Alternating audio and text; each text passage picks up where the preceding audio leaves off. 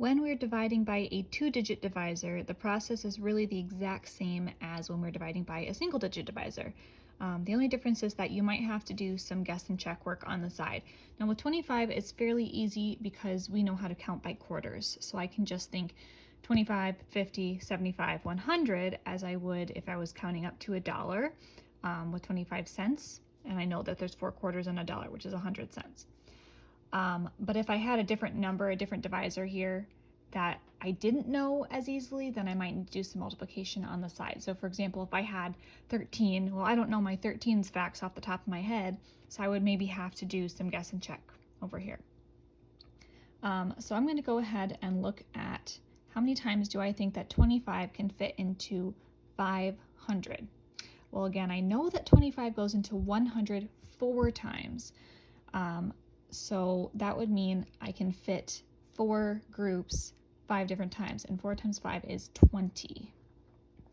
So 25 times 20 would be 500. And then I would have 28 left.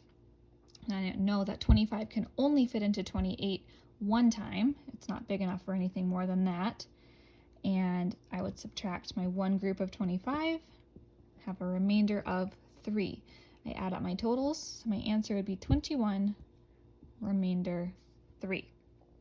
Now let me show you this problem one more time, because not all students will automatically figure out that 20 groups of 25 can go into 500. So let's say they don't get that right off the bat. That's totally fine. There's plenty of ways to solve this problem. I can do 25 times 4, which is something more students would know, equals 100. And then I would have 428 left. And now maybe they just stick with 4 and they do another set of 4, another set of 4, another set of 4 until they get down to only 28 left. That would work just fine. Another way is maybe now they realize, okay, this wasn't very big, I still have a lot left over, so maybe I can get a little bit bigger. What if I did twice as much?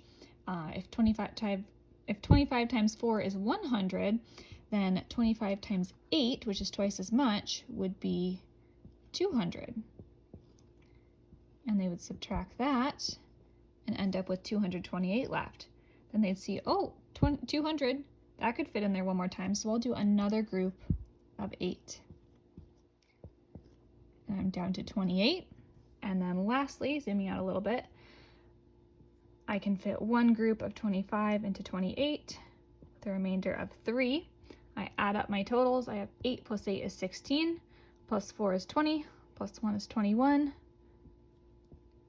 remainder 3. So you can see 2 completely different strategies, but we end up with the same answer in both.